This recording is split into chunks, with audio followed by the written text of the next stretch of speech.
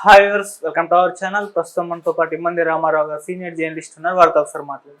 Sir నమస్కారం. Sir నమస్తే. Sir, TDP నేత వర్మ గారి విషయంలో చంద్రబాబు నాయుడు గారు మాట తప్పారు అని, అంటే అప్పుడు ఎమ్మెల్సీ అయినా ఇస్తాను అని చెప్పేసి ఒక హామీ ఇచ్చారని, ఇప్పుడు అది కూడా ఇవ్వలేదు. చూస్తే ఒక జనసేన వ్యక్తికి అండ్ టీడీపీ వ్యక్తికి ఇచ్చారు. మరి వర్మ పరిస్థితి ఏంటి అని చెప్పేసి చాలా మంది వర్మ గారి అభిమానులు కానివ్వండి క్వశ్చన్ చేస్తున్నారు. సార్, మరి ఇప్పుడు వర్మ గారికి ఏ విధంగా చంద్రబాబు నాయుడు గారు న్యాయం చేయబోతున్నారు, ఏం జరగచ్చు అంటారు సార్? ఇక్కడ మన అంటే వర్మ గారి ఫాలోవర్సే కాకుండా మనబోటి వాళ్ళం కూడా, న్యాయం గురించి ఆలోచించే వాళ్ళం కూడా మనకు ఒక ప్రశ్న తలెత్తుంది.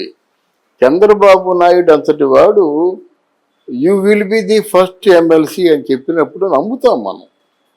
అలాగే అక్కడ వర్మ కూడా అరకొర మనిషి కాదు. అంటే ఇండిపెండెంట్గా నిలబడినప్పుడు కూడా ఖచ్చితంగా గెలిచే మనిషి. అటువంటి వ్యక్తిని తీసుకొని ఆయన తాలూకు సహాయం పొంది ఆయన చేసిన త్యాగానికి గుర్తుగా నీకు ఎమ్మెల్సీ ఇస్తామని చెప్పినప్పుడు ఆయన అనౌన్స్ చేస్తే బాగుండేది ఎమ్మెల్సీగా. ఒకటి. రెండు, ఇప్పుడు ఎప్పుడో పాత పడిపోయినటువంటి ఎన్టీ రామారావు గారి కాలంలో ఉన్నటువంటి ఎమ్మెల్యే ఎంపీ చేశాడు ఆయన. ఎవరు? రామచంద్రయ్య. ఆయన్ని గుర్తుపెట్టుకొని పిలవడం అంటే ఇక్కడ పనిచేసేవాళ్ళు. నీకెవరో నీకు అసలు రామచంద్రి తక్కువ వాడని చెప్పడం లేదు. అప్పుడు అయిపోయారు అందరూను. ఇప్పుడు నీ పార్టీ జెండా మోస్తున్నారు ఎవరు? నీ కార్యకర్తలు ఎవరు? నిన్ను నమ్ముకొని నీకు ప్రాణం పోస్తున్నారు ఎవరు? కార్యకర్తలు లేకపోతే నువ్వేమున్నావు? అలా వాళ్ళ వర్మ లాంటి భక్తులు ఉండబట్టే ఈరోజు చంద్రబాబు నాయుడు బతికి బట్ట కడుతున్నాడు. ఆ విషయంలో వర్మ పేరు ప్రస్తావించకుండా ఎంతవరకు ఉండడం చాలా పొరపాటు. ఇది చంద్రబాబు నాయుడు చేసినటువంటి పొరపాటు. రెండోది, జనసేనలో నుంచి హరిప్రసాద్ అనే ఒక వ్యక్తికి టికెట్ ఇవ్వడం ఎమ్మెల్సీగా డెఫినెట్గా ఎవరేమన్నప్పుడు కూడా మన పవన్ కళ్యాణ్ చేసినటువంటి తప్పిదం అవుతుంది. ఎందుకంటే వర్మ గారు ఉన్నారు కదండి అని ఎవరి కోసం పనిచేస్తున్నట్టు? పనిచేసేవారు గుర్తింపు లేకపోతే ఎలా అవుతుంది? పోనీ వాడు ముందుగా చెప్పొచ్చు కదా, లేదు మీ మంచి భవిష్యత్తు ఉంది, you are on the top list అని చెప్పేసి ఒక మాట చెప్తే బాగుంటుంది. చంద్రబాబు నాయుడు అయినా పవన్ కళ్యాణ్ అయినా ఎంతసేపు ఏదో కబుర్లు మీ డెవలప్ చేస్తా ఉన్నారు. కరెక్ట్, డెవలప్ చేస్తా ఉన్నది పిఠాపురం ప్రజలకి. మరి వర్మను ఏం చేస్తారో చెప్పండి. అదే ప్రజలు అడుగుతున్నారు. వర్మను మీరేం చేయబోతున్నారు? మీ మీద ఒక అపవాదు ఉంది, వాడుకొని వదిలేస్తారని. అంటే వాడుకొని వదిలేస్తారని అపవాదు చంద్రబాబు నాయుడు మీద ఉంది. కానీ ఇప్పుడు ఫ్రెష్గా వచ్చావు, మీ తాలూకు ఆలోచన ఏమిటో చెప్పండి. ఏదో అప్పటికేదో మనకు సహకరించారు, మనం ఆయనకి సమయం వచ్చినట్టయితే మనకు వీలైతే సహకరిద్దామంటారా? లేకపోతే ఆయన పోస్ట్ త్యాగం చేసి ఎమ్మెల్యే ఇచ్చినందుకు ఎమ్మెల్యేతో సరి సమానమైన స్థాయిని ఏమైనా ఇస్తా ఉంటారా? ఇంతో చెప్పాలిగా. అంటే ప్రజల ముఖంగా చెప్పాలి కదా. వర్మ గారు ನೀವು మర్చిపోలేని త్యాగం చేశారు కనుక వర్మ గారు కాబోయే ఇది అని చెప్తే తప్పు లేదు. ఎవరు కొట్టేస్తారా నీకు? అంత రహస్యం ఉండవలసిన అవసరం లేదు. ఎందుకంటే నీ కోసం అహర్నిశలు పాటుపడినటువంటి ఒక వ్యక్తిని నువ్వు గౌరవించుకోకపోవడం ఇది కుసంస్కారం అవుతుంది. పవన్ కళ్యాణ్కి కోపం వచ్చినప్పుడు కూడా చెప్పారు కదా, నీ చేయబోతున్నానని. అదేంటి అదే రాజకీయం? అది కరెక్ట్ కాదు. తర్వాత ఎప్పుడో ఎవరు అందరూ పబ్లిక్లోంచి తిరగడం మానేసిన తర్వాత ఎప్పుడో లోపాయకారంగా పిలిచి నువ్వు ఇది చేసుకో అంటే ఆయనకి ఏం తృప్తి ఉంటుందండి?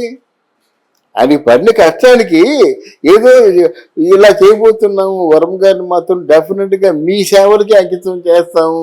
పిఠాపురంలో చేసే సేవలన్నీ వర్మ గారి ముఖంగా చేస్తాము. ఆయనకు కూడా సముచితమైన పదవి ఇస్తున్నామని చెప్తే బాగుంటుంది. అది చెప్పకపోతే ఎలాగుంటుంది? అలాగే జన సైనికులు కూడా మాట్లాడడం కాదు, సైనికుల్ని కూడా వాళ్ళు అంటే ఉద్యోగం సద్యోగం అంటే నిరుద్యోగులుగా చూడడం నాకు ఇష్టం లేదు. జన సైనికుల్లో అర్హత ఉన్న ప్రతి ఒక్కరిని కూడా ఉద్యోగం కల్పించే అవకాశం కల్పిస్తామని చెప్పాలి పవన్ కళ్యాణ్. అదేది లేకుండా ఎలా ఏదో రాజకీయం నడిపిస్తున్నాం అనుకుంటే దెబ్బ ఆయనకే. ఇప్పుడు ఎలాగో ముగ్గురు ఉన్నారండి, వంగవీటి రాధా చాలా ప్రముఖమైన పదవి ఇస్తా ఉన్నారు, అది కనీసం చెప్పారు. ఇక్కడ చెప్పండి ఎవరికి, వరంకి రఘురామకృష్ణరాజును. అవును. ఈ రోజు చిన్న సైకలాజికల్ గా చిన్న స్ట్రోక్ ఇచ్చాడు రఘురామకృష్ణరాజు. నేటి నుండి జగన్ గారిని గౌరవిస్తానన్నాడు. బాంబు పేల్చాడుగా. అవును. వాడు వీడు ఏదో అంటున్నవాడు పూర్తిగా అసలు మీకు మీ ఉనికిని తెలియజేసిందే రఘురామకృష్ణరాజు. అది మొదటి నుంచి ముత్తుకుంటున్నాను. వాళ్ళని సాటిస్ఫై చేయాలి కదండి. ఎవరు చేస్తారండి పోరాటం? 5 సంవత్సరాలు గుమ్మడిగా రచ్చబండ అనే కార్యక్రమం ద్వారా మొత్తం ప్రజల్ని ఎప్పటికప్పుడు అప్డేట్ చేస్తూ ఇంత పోరాటం సాగించినట్టయితే ఆయన సీట్ ఇవ్వడానికి ఆలోచించడం, ఆయన పదవి ఇవ్వడానికి ఆలోచించడం అది సముచితమా? అంటే రాజకీయం మీకే తెలుసా, వాళ్ళకి తెలియదా? ఆ మాట వినగానే నా గుండె జలమంది. ఇవాళ నుంచి జగన్ గారిని గౌరవిస్తాను, జగన్ గారిని, వాడు వీడు అనేవాడు జగన్ గారిని గౌరవిస్తాను. నువ్వేముంది, రేపు పొద్దున ఆయన పక్క వెళ్తాడు, అయిపోయింది తెలుగుదేశం పని. అంటే మీరు విరోధులు పెంచుకుంటూ పోతున్నారు. ఏముందండి, 4 పదవులు ఇచ్చిందని పెద్ద ఇంత భూగోళం బదులైపోతుంది ఆలోచించడానికి.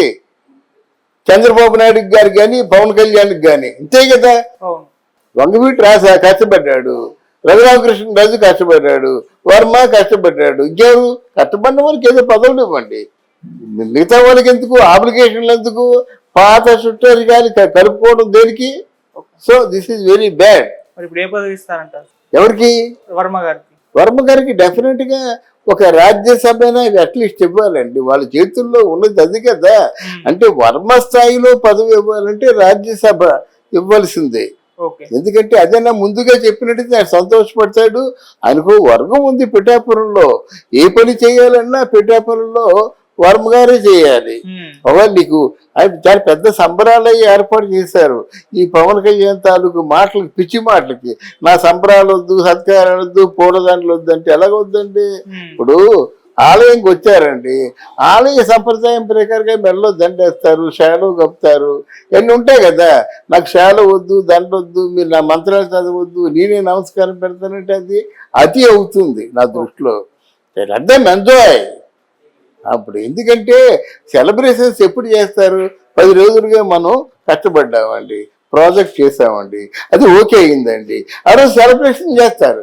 ఎందుకంటే 10 రోజులు కష్టపడేవారు ఆట విడుపుగా హాయిగా తృప్తిగా ఆ రోజు మసులుకోవడానికి అన్నమాట. అటువంటి సెలబ్రేషన్స్ ఉందని చెప్పి మీకు అధికారం ఎవరు ఇచ్చారు? అది తప్పు. అది అందువల్ల ఈ వర్మ గారిని కానీ, రఘురామకృష్ణరాజు కానీ, ఆ వంగవీటి రాధా గారిని కానీ వారి పోర్ట్ఫోలియో ఏంటో, వాళ్ళు ఏమి చేయబోతున్నారో, వాళ్ళకి ఏమి ఇవ్వబోతున్నారో ముందుగా చెప్తే బాగుంటుంది. అది చెప్పకపోతే మరి ఇలాంటి అవాకులు చవాకులు వస్తాయి. ఇప్పుడు తెలుగుదేశం మధ్య అమరావతి పనులు ఆపేయండి అని చెప్పి పవన్ కళ్యాణ్ చెప్పినట్టుగా ఆ కార్యకర్త చెప్పాడు. ఇలాంటి ఇంకా ఏది టూ ఎర్లీ కదండి. ఇంకా నెల రోజులకు కాకుండా ఈ కమ్యూనికేషన్ గ్యాప్లు ఏమిటి, ఈ అపార్థాలు ఏమిటి, ఈ ట్రోల్స్ చేసుకోవడం ఏమిటి? ఆలోచించుకోండి ఒకసారి. మీ తాలూకు వ్యవస్థను పటిష్టం చేసుకోవడానికి ప్రయత్నం చేయండి. Okay sir.